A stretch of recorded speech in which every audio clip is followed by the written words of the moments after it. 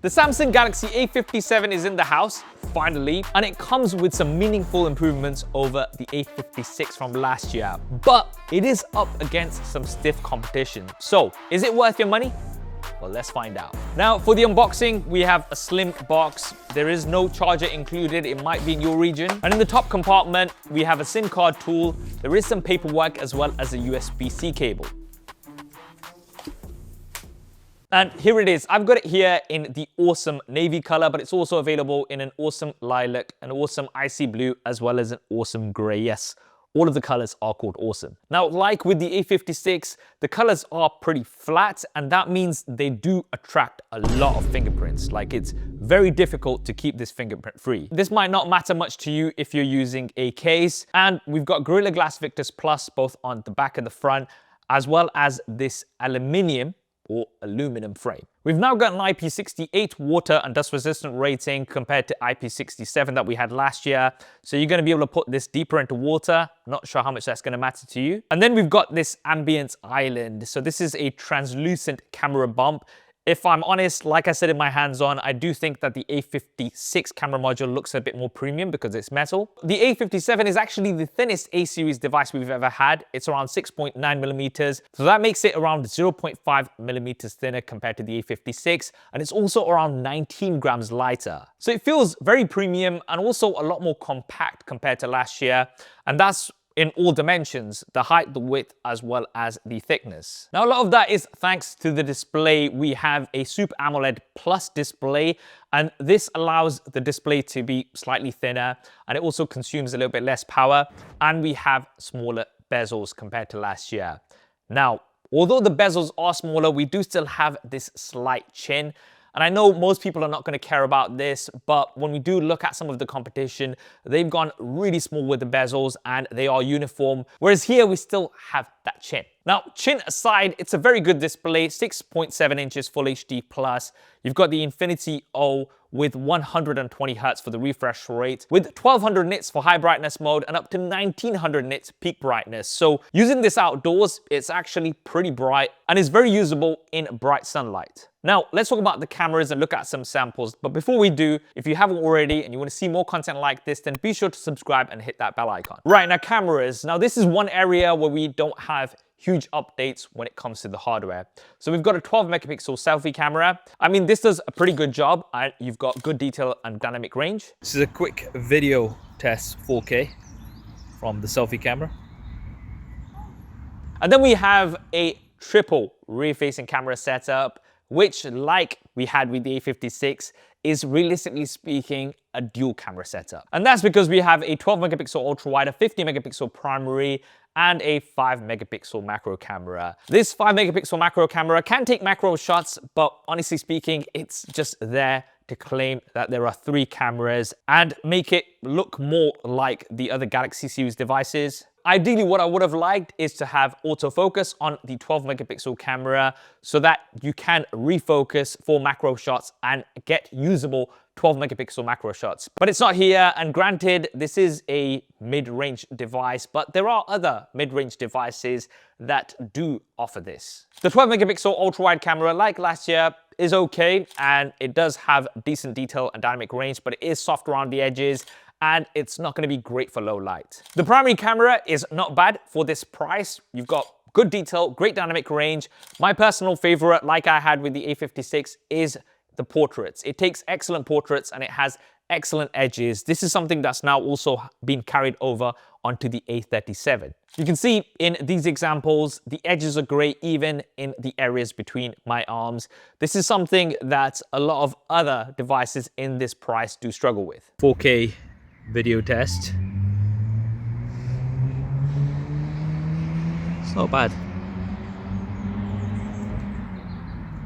Now, some other improvements for the cameras, we've got an improved shot-to-shot speed, so it's around 230 milliseconds down from 300 milliseconds.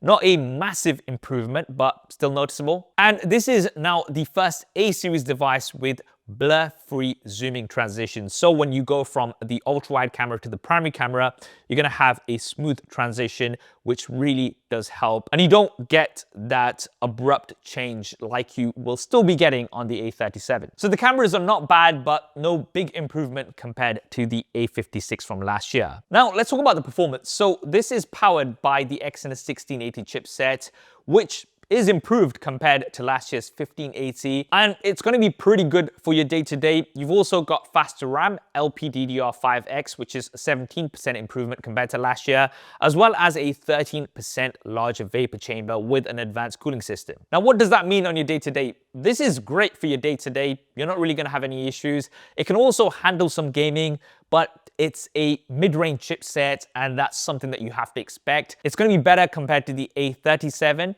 but it's not going to be amazing. A lot of the flagships from last year, which you may be able to pick up for a similar price, will perform much better compared to the A57. Now, one area where this is going to stand out compared to others in this price range is with the software, because we have Android 16 with One UI 8.5, and Samsung have promised 6 generations of OS updates and 6 years of security updates.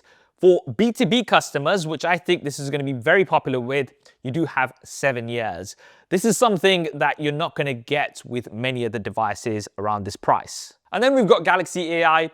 Now, this does have a cut down version of Galaxy AI compared to the Galaxy S series, for example. So you've got next level circle to search, which is something that I do find myself using a lot. There's seamless action across apps, so you can see what the upcoming football games are for your favorite football team and add them to your calendar, for instance. You've got your option between Gemini, Bixby, and Perplexity, which I think actually makes things very confusing because there are too many, but nevertheless, you have that choice. You've got voice transcription with your voice recorder, as well as voice transcriptions for calls. So if you do want to record a phone call, the person on the other line will get a notification, and then you can have that full conversation recorded and look back at it later. And this seems to work really well. What you can't do is you can't summarize it using AI like you can do on the Galaxy S series. Now, like we had last year, some of the AI features are okay, but something that I wouldn't find myself using a lot.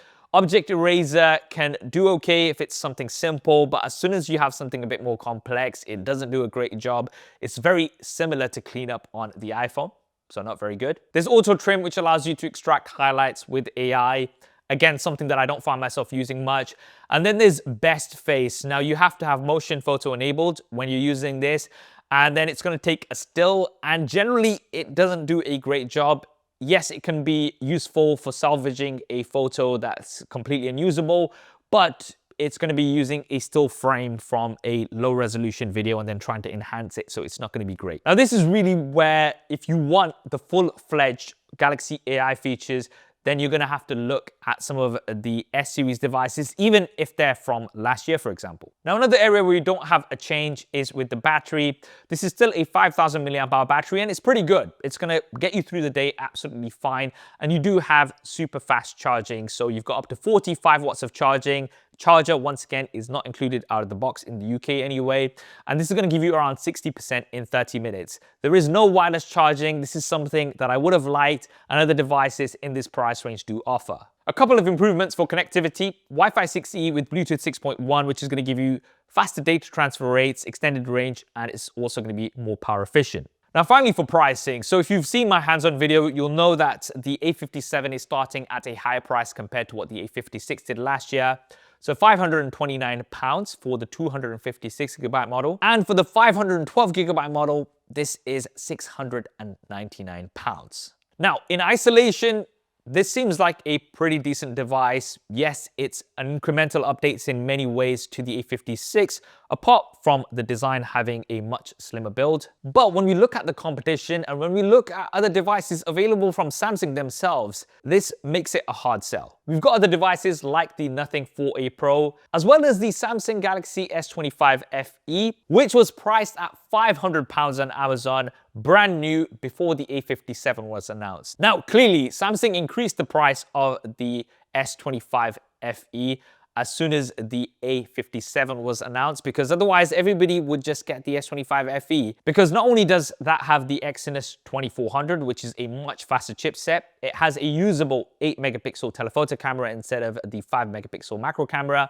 It's got wireless charging, and it's got the full suite of Galaxy AI features. Now granted, that has now gone up to £650, but if you hold tight, I'm sure it's gonna come back down soon. So personally, if you ask me, I would wait for the S25 FE to drop back to the price it was, and I would go for that instead. But maybe you're on a contract and you want a Samsung device that's gonna be supported for a long time, and the monthly is not gonna be that different, then this might be a good option for you. And if you are a B2B customer, maybe you're gonna buy a ton of these for all of your staff and you want something that's gonna have good battery life, you don't really care about your staff having good cameras, and you want long software support, then the B2B deals are actually cheaper on the A57 compared to retail. So that might be a good option for you. That's what I think anyway. What do you guys think? Drop me a comment below, let me know your thoughts. I hope you enjoyed this video and found it useful. If you did, then do smash that like button for me. And if you haven't already, then do consider subscribing and hitting that bell icon. Thanks for watching. This is Saf on SuperSaf TV, and I'll see you next time.